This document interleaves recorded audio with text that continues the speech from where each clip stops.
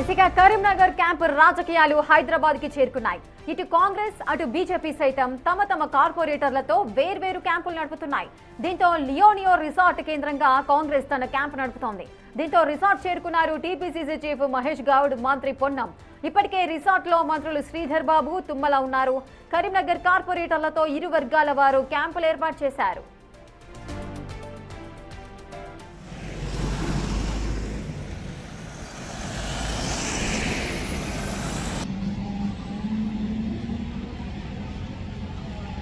ఇక లియోనియో హోటల్లో అటు క్యాంపు రాజకీయాలు అయితే సాగుతున్నాయి. లియోనియో రిసార్ట్ కేంద్రంగా కాంగ్రెస్ క్యాంపు పాలిటిక్స్ అయితే జరుగుతున్నాయి. మరి ఏం జరగబోతోంది? అటు టీపీసీసీ చీఫ్ మహేష్ గౌడ్, అటు విధంగా మంత్రి పొన్నం ప్రభాకర్ కూడా రిసార్ట్ కి అయితే చేరుకున్నారు. రిసార్ట్ లో మరికొంతమంది మంత్రులు కూడా ఉన్నట్టుగా సమాచారం అయితే అందుతోంది. శ్రీధర్ బాబు, అదేవిధంగా తుమ్మల నాగేశ్వరరావు, అలాగే కరీంనగర్ కార్పొరేటర్లతో పాటు మరికొంతమందితో ఇటు క్యాంపు రాజకీయాలు అయితే ఊపందుకున్నాయి. హైదరాబాద్ లో వేర్వేరుగా అటు కాంగ్రెస్ అదేవిధంగా బీజేపీ క్యాంపు రాజకీయాలకైతే తెరతీసింది. మరి ఏం జరగబోతోంది? లియోనియోస్ రిసార్ట్ లో ఈ కేంద్రంగా క్యాంపు రాజకీయాలు అయితే నడుస్తున్నాయి. పలువురు మంత్రులు కూడా అక్కడికి చేరుకున్న పరిస్థితులు అయితే మనం చూస్తున్నాము. అటు రిసార్ట్ కి టీపీసీసీ చీఫ్ మహేష్ కుమార్ గౌడ్, అలాగే పొన్నం ప్రభాకర్ కూడా చేరుకున్న పరిస్థితులు మనం చూస్తున్నాం. అలాగే ఆల్రెడీ రిసార్ట్ లో కూడా మరి ఇద్దరు మంత్రులు కూడా ఉన్నట్టుగా సమాచారం అయితే అందుతోంది. అటు కరీంనగర్ క్యాంపు రాజకీయాలు ముఖ్యంగా హైదరాబాద్ కి అయితే చేరుకున్నాయి. అటు కాంగ్రెస్ ఇటు బీజేపీ ఈ రెండు కూడా తమ తమ కార్పొరేటర్లతో వేర్వేరు క్యాంపులు అయితే నడుపుతున్నాయి. వారి యొక్క కౌన్సిలర్లను ఎటు ఏ పార్టీకి వెళ్లకుండా, దారి తప్పిపోకుండా తమ వద్దే ఉంచుకోవడానికి, తమ వెంటే ఉంచుకోవడానికి, చైర్మన్ పీఠాలను తమ వశం చేసుకోవడానికి, సంఖ్యాబలం తగ్గకుండా చూసుకోవడానికి ఎవరి ప్రయత్నాలలో వారు ముమ్మరంగా వారి యొక్క ప్రయత్నాలు అయితే చేస్తూనే ఉన్నారు. అటు బీజేపీ ఇటు కాంగ్రెస్ కూడా తమ తమ కార్పొరేటర్లతో వేర్వేరు క్యాంపులు అయితే నడిపిస్తున్నారు. పూర్తి డీటెయిల్స్ మా ప్రతినిధి శ్రవణ్ అందిస్తారు. శ్రవణ్, లియోనియో హోటల్లో అటు క్యాంపు రాజకీయాలు అయితే నడుస్తున్నాయి. సో ప్రెసెంట్ అక్కడికి కొంతమంది మంత్రులు కూడా చేరుకున్నారు అని చెబుతున్నారు. సిచ్యువేషన్ ఏ విధంగా ఉంది అక్కడ?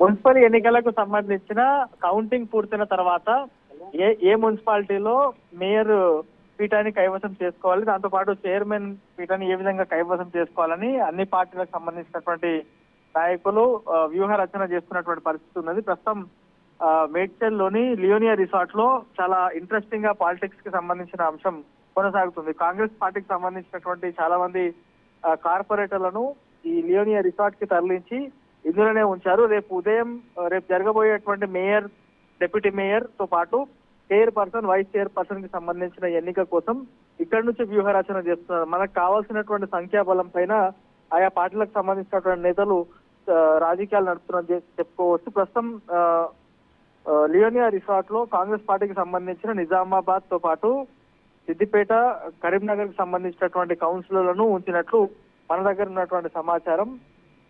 దాంతో పాటు ప్రస్తుతం మంత్రులు కూడా ఇక్కడే ఉండి రాజకీయాలు నడుపుతున్నారు.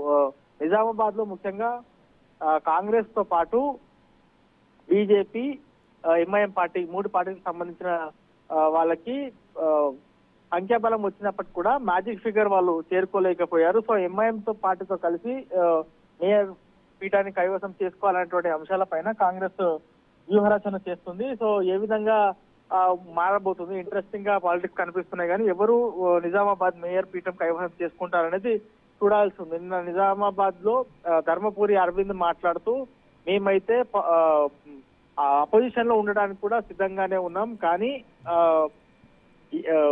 వేరే వాళ్ళతో కలవము అనేటువంటి అంశాన్ని చెప్పారు. మాతో పాటు కలిసేటువంటి వాళ్ళు కలవచ్చు అనేటువంటి అంశాన్ని కూడా ఆయన చెప్పేటువంటి ప్రయత్నం చేశారు. ఇక రాజకీయాల పరంగా చూసుకుంటే కాంగ్రెస్, ఎంఐఎం ప్రస్తుతం రాష్ట్రంలో కలిసి నడుస్తున్నటువంటి పరిస్థితి మనం క్లియర్ గా చూడొచ్చు. సో బీజేపీ, కాంగ్రెస్ కలిసే పరిస్థితి లేదు.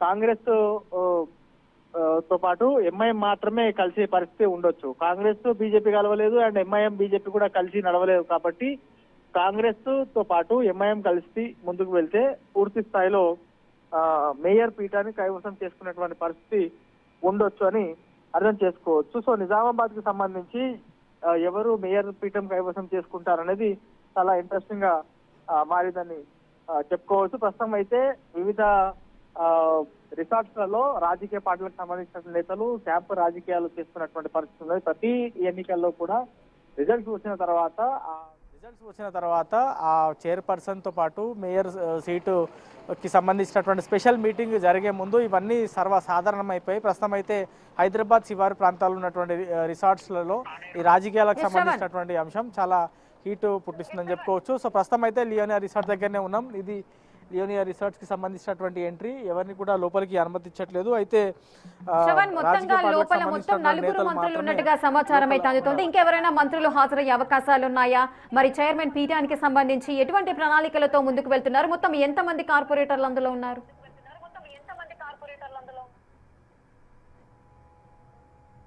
అంశం పైన ఇంకా పూర్తి స్థాయిలో క్లారిటీ అయితే లేదు. వచ్చి వెళ్ళిపోయారు అనేటువంటి అంశం మాత్రమే అందుతుంది. శ్రీధర్ బాబు, పొన్నం ప్రభాకర్తో పాటు ఇతర మంత్రులు ఎవరైనా వచ్చారనేటువంటి అంశాలపైన ఇంకా క్లారిటీ రావాల్సి ఉంది. పిసిసి చీఫ్ కూడా వచ్చి వెళ్ళిపోయినట్లు మన దగ్గర ఉన్నటువంటి సమాచారం. కేవలం కౌన్సిలర్లు మాత్రమే ప్రస్తుతం లియోనియా రిసార్ట్ లోపల ఉన్నట్టు తెలుస్తుంది.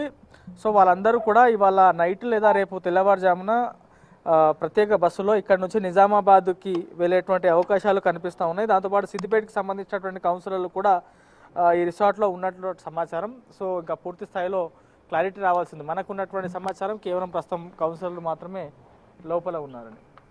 Right, thank you Shravan, thanks for the details.